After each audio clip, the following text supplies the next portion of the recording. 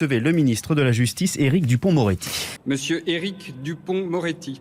Éric Dupond-Moretti. Éric Dupond-Moretti. C'est un kidam qui vous parle et au menu aujourd'hui, Éric Dupond-Moretti. Ce nom vous interpelle probablement, pour cause, il a été impliqué dans énormément d'affaires très médiatisées. Il est notamment notre actuel garde des Sceaux. Éric est un avocat français qui s'est fait connaître en jouant à l'avocat du diable.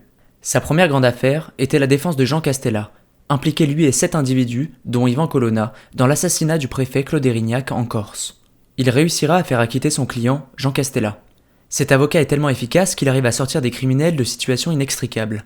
Il marque profondément les gens qu'il rencontre. Éric Dupond-Moretti est reconnu pour son charisme, sa rhétorique et son engagement personnel dans ses affaires. Ce n'est pas pour rien que les gros poissons font appel à lui. Éric Dupond-Moretti a également joué un rôle majeur dans l'affaire d'Outreau, dans laquelle il défendra Roselyne Godard, accusée de pédophilie par Myriam Badawi. Myriam avait reconnu avoir participé à un réseau pédophile composé de 13 autres personnes dont Roselyne. Certains d'entre eux ont passé plus de 3 ans derrière les barreaux pour qu'enfin Myriam revienne sur ses accusations en affirmant avoir menti. Une histoire aussi sombre et complexe qui mériterait une vidéo à elle seule. Cette affaire avait été surnommée l'affaire du siècle ou encore le naufrage judiciaire. L'acquittator, surnom d'Éric Dupond-Moretti, est dû à sa faculté d'acquitter ses clients durant les procès, à son actif plus de 145 acquittements. Et le procès qui m'a le plus marqué, c'est celui du frère de Mohamed Merah, Abdelkader Merah. Donc pour ceux qui auraient je ne sais comment oublié cette histoire, Mohamed Merah, si on peut appeler ça comme ça, est l'homme qui a vidé son pistolet mitrailleur sur 4 gosses, puis sur son scooter est allé tuer 3 autres militaires. Et après 32 heures de cavale, le raid a organisé sa rencontre avec les 72 vierges. Son frère, Abdelkader, a été jugé pour complicité d'assassinat. Il a fourni un scooter volé à son frère et l'a sans doute aidé sur les préparatifs. Les policiers ont retrouvé des fichiers audio contenant des préparations au djihad. Il a également partagé la fierté du sacrifice de son frère. Donc on a clairement affaire à une famille radicalisée qui est passée à l'acte et qui le revendique. Je me suis demandé comment on pouvait prendre la défense de ces individus. Comment pouvait-on les faire jouir de nos droits républicains et respecter les droits de l'homme avec des personnes qui veulent notre destruction totale. Des personnes qui n'ont pas hésité à retirer la vie à des enfants sous prétexte qu'ils étaient juifs. Je plains également les militaires et leurs familles, mais je trouve que mourir au combat en étant militaire fait partie intégrante de cette fonction.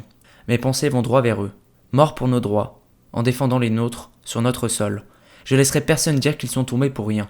Ils ont subi les conséquences de bien trop de laxisme de la part de notre État. Et en se sacrifiant, ils ont sans doute préservé la vie d'autres Français. Pour moi, il n'y aurait pas dû avoir de procès pour ce type de personnes. J'aurais fait dépoussiérer la potence.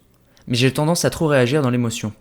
Donc j'essaie de comprendre Dupond-Moretti. J'essaie de comprendre sa notion de justice, comprendre cet homme qui a dit un jour « J'aurais défendu Klaus Barbie et même Hitler s'il me l'avait demandé ». Je me suis posé beaucoup de questions. Il n'a gagné que 12 000 € pour ce procès. C'est une grande somme et pour une affaire aussi complexe et médiatisée que celle-ci, c'est peu. Ses motivations n'étaient sûrement pas l'argent. En regardant ses vidéos sur différents plateaux, j'ai enfin compris. Au-delà de la visibilité que ça lui apporte, il estime que chaque humain a le droit d'être traité dignement et jugé en conséquence. Il part du principe que, si on se laisse emporter par nos sentiments pour une affaire, on briserait cette ligne conductrice de notre République, qu'on l'affectionne ou non, et qu'on ressemblerait davantage à nos ennemis. Il essaye souvent de déterminer les motivations de ses clients.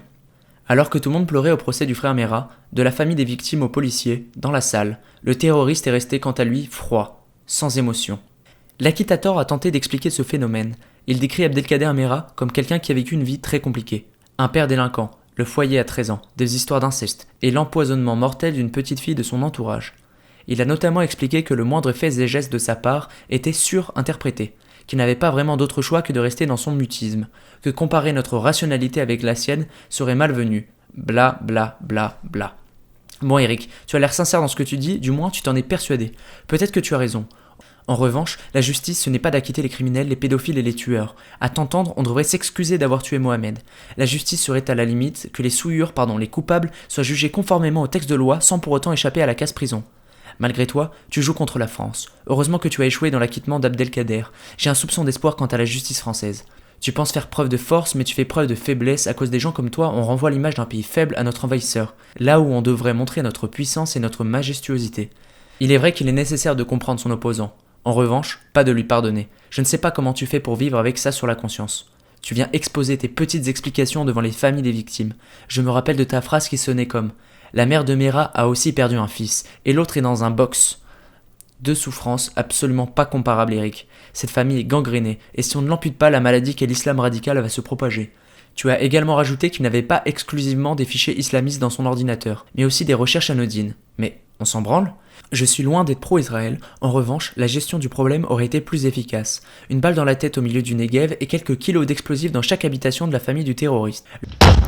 Clair et efficace, et ça coûtera toujours moins cher que de nourrir et loger ces ordures. Pour info, un autre terroriste, responsable du Bataclan, Salah Abdeslam, nous coûte chaque année environ 430 000 € rien que pour sa détention. Alors qu'une corde chez Gauthier Fil, fabrication française, nous reviendrait moins cher. C'est réutilisable, c'est du cordon, en fibre recyclée, ça ferait plaisir aux écolos. Ce qui me fait rigoler, c'est que tu n'as jamais été visionnaire. Déjà en 2017, tu contredisais Zemmour qui affirmait voir les gens commencer à se séparer et se communautariser. Et maintenant, le gouvernement pour lequel tu bosses parle de séparatisme et d'ensauvagement. On n'oubliera jamais ce que tu as fait, Eric. C'était un kidam. Avant que tu partes, j'ai besoin de ton aide. YouTube refuse de promouvoir mon contenu jugé choquant. Et ayant choisi l'anonymat, je ne peux compter sur les miens pour me mettre en avant. J'ai fait ma part du boulot, maintenant, c'est à toi de jouer.